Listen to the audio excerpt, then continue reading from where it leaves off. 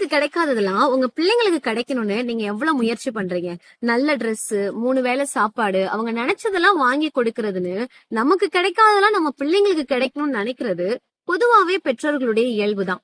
ஆனா வேதத்துல ஒரு வசனம் இருக்கு, உன் பிள்ளையாண்டானை நடத்த வேண்டிய வழியிலே நடத்து, அவன் முதிர் வயதிலும் விடாதிருப்பான் அப்படின்னு சொல்லி. நீங்க சொல்றதெல்லாம் அப்படியே உங்க பிள்ளை கேட்கக்கூடிய வயசு எதுன்னு நினைக்கிறீங்க? 20 வயசா, 30 வயசா, இல்ல 15 வயசா?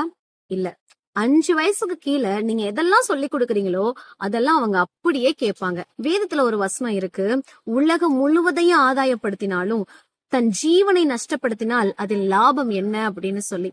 உலகம் எல்லாத்தையும் ஆதாயப்படுத்திட்டு ஜீவனை நஷ்டப்படுத்துறதுக்கு நீங்க காரணமா இருக்கீங்களா? ஒரு பெற்றோரா யோசித்து பாருங்க. பிள்ளைங்களுடைய ஜீவனை ஆதாயப்படுத்துறதுக்கு நிறைய காரியங்கள் இருக்கு. அதுல ஒரு விஷயம்தான் இந்த மாதிரி பைபிள் ஃப்ரேம்ஸ்.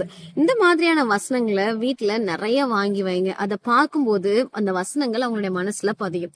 அது மட்டும் இல்ல, இந்த மாதிரியான பிளாஷ் கார்ட்ஸ், இதுல புதிய ஏற்பாட்டுல உள்ள எல்லா அதிகாரமும் அழகா கொடுத்திருக்கிறாங்க. அது மட்டும் இல்ல, ஒவ்வொரு அதிகாரமும் எதை பேஸ் பண்ணி இருக்கு அப்படிங்கிற மைய கருத்தையும் சொல்லியிருக்காங்க. இந்த காரியங்கள்லாம் சின்ன பிள்ளைங்களுக்கு ரொம்ப அட்ராக்டிவா இருக்கும். இது எல்லாத்தையும் நீங்க 5 வயசுக்குள்ளே சொல்லி கொடுத்துட்டீங்கன்னா படிச்ச விஷயங்கள் தவறான வழிக்கு போகாம இருக்கிறதுக்கு அவங்களுக்கு ரொம்ப உதவியா இருக்கும்.